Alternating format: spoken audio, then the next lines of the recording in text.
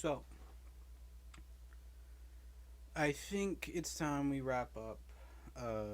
Feel like I have to wrap this up because one, I'm not really looking to go read the other Guardians books that came out after Andy Landing and fuck, what was their names again? Um,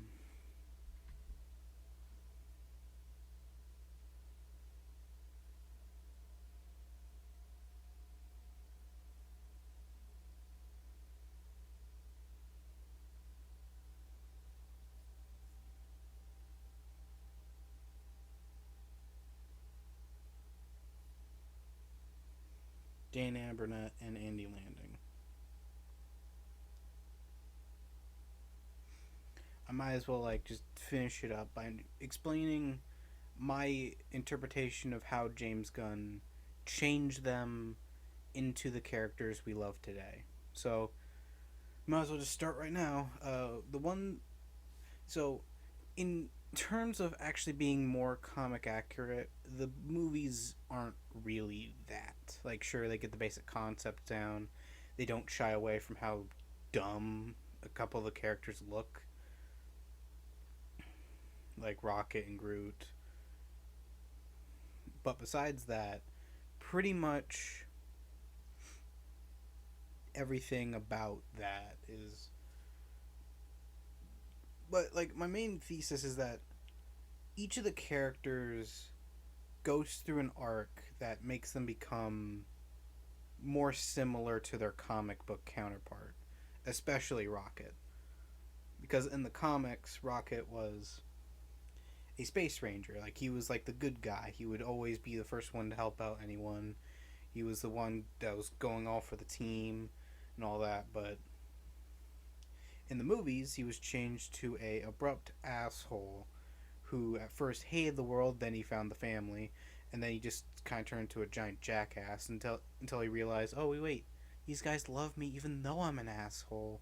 And then Infinity War and Endgame happened, and then he became depressed, and then he realized he had to go save the world and confronted his past, and became the leader of the Guardians. Like, the Rocket in the post credit scene seems much more accurate to the comic book than the previous Rockets from the past nearly 10 years. Because a lot of media took after the movie Rocket a hell of a lot more than they did the comic book Rocket. Like, the most accurate comic book Rocket that was out before the movie was probably Marvel vs. Capcom 3's Rocket. But besides that, pretty much Rocket is like the most obvious to this theory I have. But like Star Lord is like another one that became kind of similar. Well, like I guess this theory is really only accountable to the basically the two main characters, Star Lord and Rocket. Like Star Lord to a lesser extent than Rocket, but still. Um, Basically, Star Lord started off as a laughably like as a bad Han Solo, someone that was trying to be cool but no one took seriously. Then he became a family man and just pretty much was trying to be more responsible, be more heroic and all that, like more obviously heroic. But by Endgame, by Infinity War, you can see that he still has a lot of his more unsavory roots. But pretty much, the Peter in the comic does take things a lot more seriously, but he's still a jokester. He still, has a personality besides being the stick in the mud. He's pretty much just a more serious interpretation of what Peter was in like the second movie, where he took his job seriously, but he was still not above like making fun of people. But he just wasn't lame, I guess. But uh, I guess I should talk about James Gunn in general. So James Gunn is a fucking madman. He's literally just a fucking madman, like madman, just mad. Like when Guardians was picked up for an MCU release, Like the woman that originally wrote the script was trying to be as comic accurate as possible. But there was just one problem with it. It was boring. It was just really boring that nobody wanted to touch it. But then James Gunn came around and was kind of like, huh. Think I'll just hold on. I think this Deadpool clip probably explains it the most. Let me just get it up.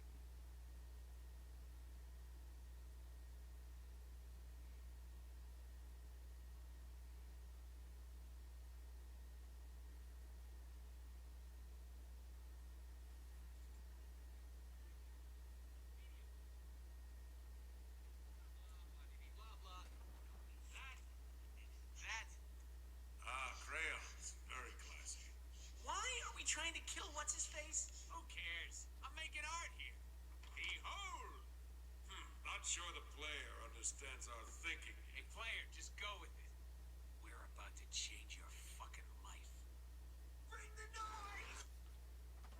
Yeah, that's pretty much what it was.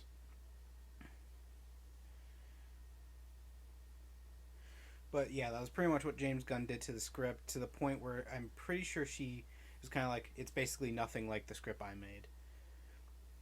Now, and yeah, it can suck when that happens, but ultimately, I think it was for the better because Guardians became a huge success to the point where they're probably one of Marvel's biggest franchises at this point, and also created one of the best movie trilogies of all time.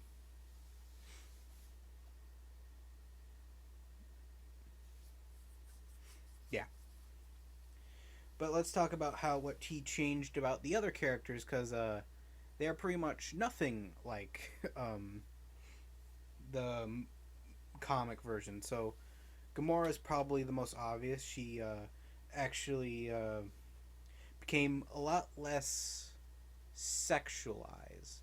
Like, she was still sexualized, but not in the way that the comics did it, where she'd literally sleep with any guy that she had the hots for. And was kind of a player. And also, wore this. But besides that,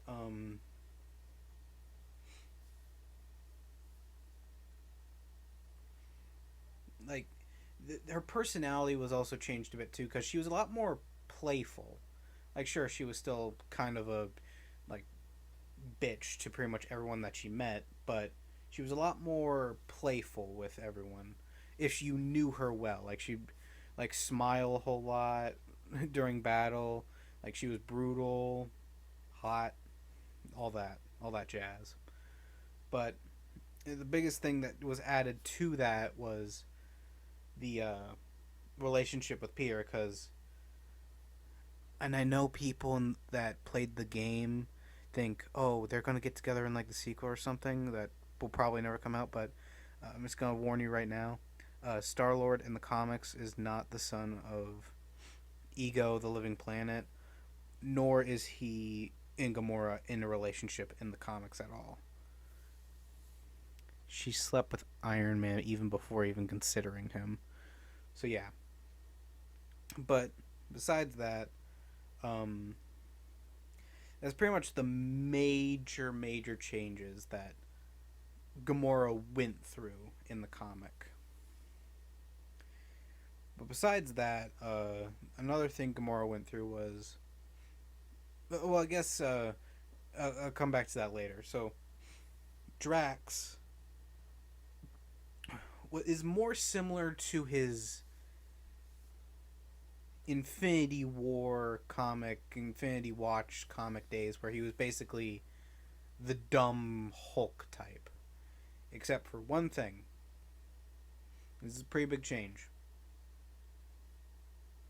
This Drax, I don't think, is that dumb. He's just kind of oblivious to a lot of what's going on around him. And also doesn't get metaphors and shit.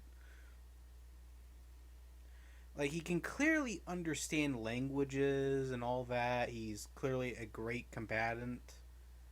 If he doesn't really get the fact that a certain beast is thicker on the inside.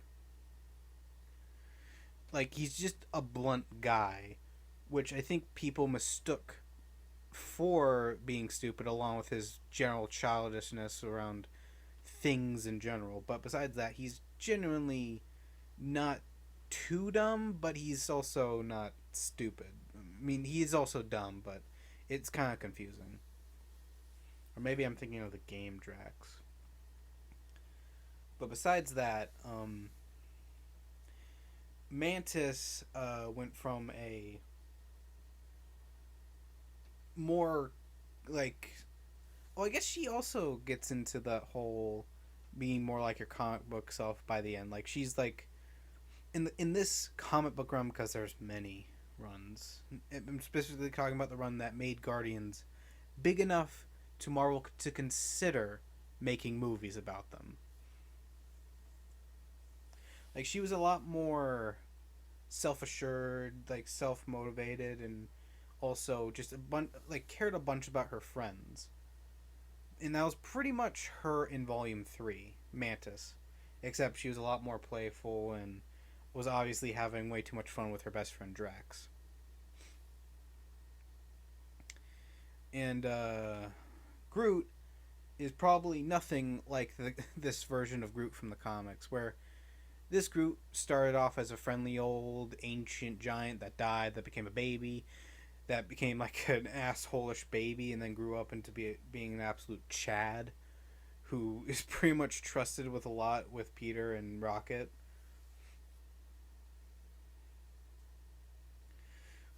But the Groot in the comics is a lot more brutish until he is needed to be claimed to be smart. He is barely a character in the comic, and really is only there for like a couple funny moments where he's proven to actually be the wisest Guardian. It's just that, well, he just isn't a big player. He's never a team leader because, well, no one can understand him. And because he grows so big so quickly, he just becomes the muscle.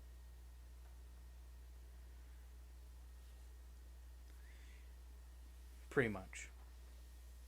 But, and then Adam Warlock went from this wise character to basically another stupider Drax, who basically became a spoiled child Drax who was dumb but could easily be shown to actually have a good side to him. Which, as you know, is good. It's good to have a good Adam Warlock thing. I mean, it's disappointing to the people who actually like Adam Warlock, but I mean, I'm pretty sure a lot of people were disappointed by the movies for not adapting the comics of the Guardians that well. Oh yeah, and Phyla-Vell is basically nothing like her comic book counterpart of being the daughter of the original Captain Marvel that died of cancer. And this one is like so early into her development that she isn't even Quasar or Martyr yet. So yeah. And it only was confirmed like on Twitter or something that she was Phyla-Vell. And their backstory is basically nothing like the comic book version. But hey, at least they got the Drax father thing going on a little bit. And Cosmo is pretty much like originally a background joke that became a joke character of being called Bad Dog and also a girl. But in the comics, he's basically the chief of police of Nowhere.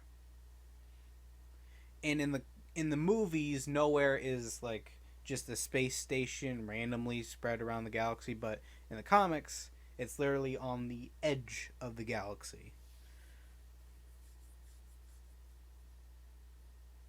Like, just on the edge. Like, or of the universe, I guess. As explained in the video game. Because that's where it is. It's not in, like, some alternate dimension. You can literally drive Nowhere to anywhere you want It just likes to be there for some reason.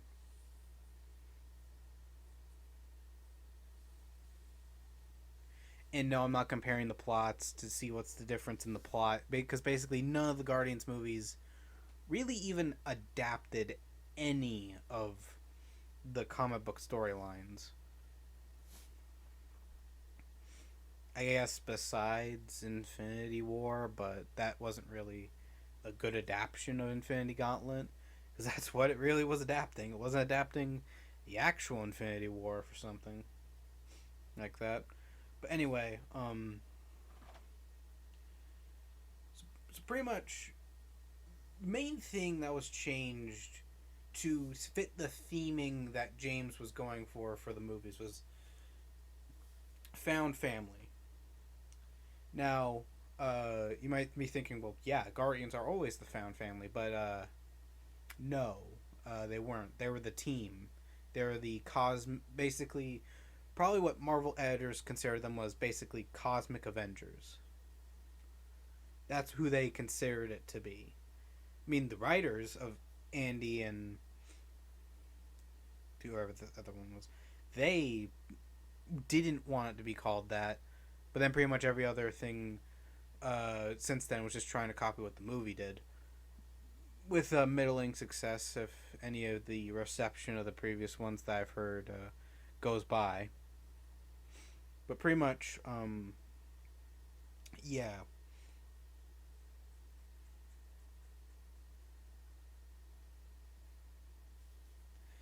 That's pretty much what happened in, like, how it basically the Guardians in the movies is what the Fantastic Four was supposed to be. Like, probably it would have been better if they actually had the rights. If Guardians was replaced with Fantastic Four, because basically James Gunn would probably make a killer Fantastic Four movie if that's actually what he wanted to do. But he wanted to do a Guardians movie because he really liked Rocket, for I think.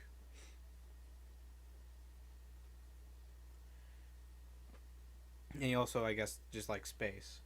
Because a lot of people mistake the Fantastic Four because it's part of Marvel, and their main, and a lot of casual fans' main exposure to Marvel is just Spider-Man, X-Men, like basically crime fighters. But that's not what the Fantastic Four were. They were basically scientists, explorers. They literally, like Spider-Man in his first ever issue, tried to get a job with them, but the Fantastic Four is like, we don't pay you. We're like, just, we don't do this for profit. And Spider-Man was like, fuck, what a ripoff. And just left.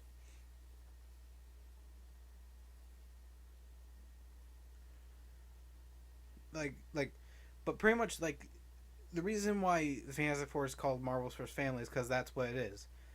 Mr. Fantastic is the dad, Invisible Woman's the mom, Human Torch and the Thing are the uncles, and believe it or not, like, Sue and Reed had kids, and like pretty powerful kids, and that's basically how they became a family, because two of them were already family, and the other two were basically brothers, except from other dads and mothers. But like, that's who they are. They were space explorers. They pretty much whatever Jack Kirby and Stan Lee wanted to do for that issue was basically what they were doing. Like, Mole Men, sure, why not? But what people often misunderstand is that Doctor Doom is their main villain and only villain because apparently people are way too afraid of using characters like Mole Man fucking anything. And like any other Fantastic Four villain at all, because they would be made fun of. Like, come on, let's be honest. That's why they don't do it that often. Like, sure, Doctor Doom is a fantastic villain. 10 out of 10. but you kind of reach a Joker problem with him, where it seems like that's the only villain that actually matters at all to that certain hero. But anyway, back on track. Basically, James Gunn would be a perfect Fantastic Four director if they actually own the rights to it. But anyway, um,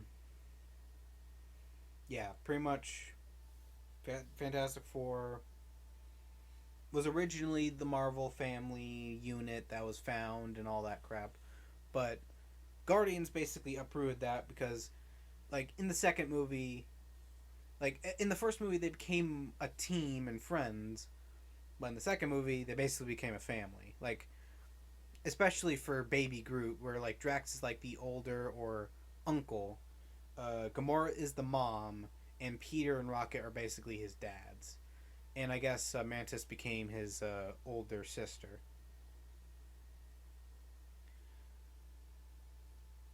Like, and you can tell that Peter and Rocket were basically his dads, especially in the Infinity War scene where they first appeared, where they both yelled at him to like get that thing away from, like, to turn off the game console.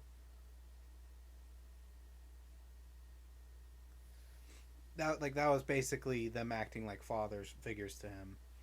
But yeah, like that's pretty much all the differences I could say. Sorry if this wasn't scripted. I thought I had these ideas way more thought in my head. I guess I just didn't put them into words good enough. But anyway, I guess this is only running for 21 minutes. I had fucking 4 hours of footage. I have to cut down to this. Oh yeah, I also moved my room around in case it sounds fucking different at all. But anyway, yeah. I don't think I've had it like this in a while. It's neat. But anyway, it's just been really fun.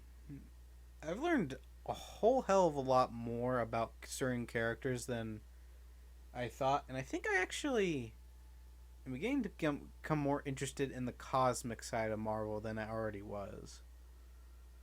And I think I think this year I began to realize even more so, like, damn, I really like these movies and these characters. Like, I wasn't actually expecting to like Rocket as much as I have been, because I've loved Volume 2 for years. I thought, like, ever since Yondu's death, I was kind of like, huh, I'm crying. And I just always kind of rewatch that scene just to make myself cry, because nothing new has been able to make me cry in a while. So yeah. But yeah, anyway, hope you enjoyed the Year of the Guardians of the Galaxy. Like, it started with the video game, then the review, then this summer project of basically covering every Guardians first, like the first big run of Guardians that happened. In case you're wondering, I'm not going to be doing the whole continuation because, one, I'm not really interested in the Realm of Kings thing, and two, I think I have to read like Nova to really get what's going on, because that was going on alongside Guardians at the time. But like, I wasn't as attached to Nova as I am the Guardians. Like, the only thing I really know Nova from is, one, the Nova Corps from the movies, and two, Buckethead from Ultimate Spider-Man. But anyway, I've said that a lot. But I think it's time for me to end it now. So I hope you enjoyed this little excursion into the Guardians. And I hope you enjoyed. Bye.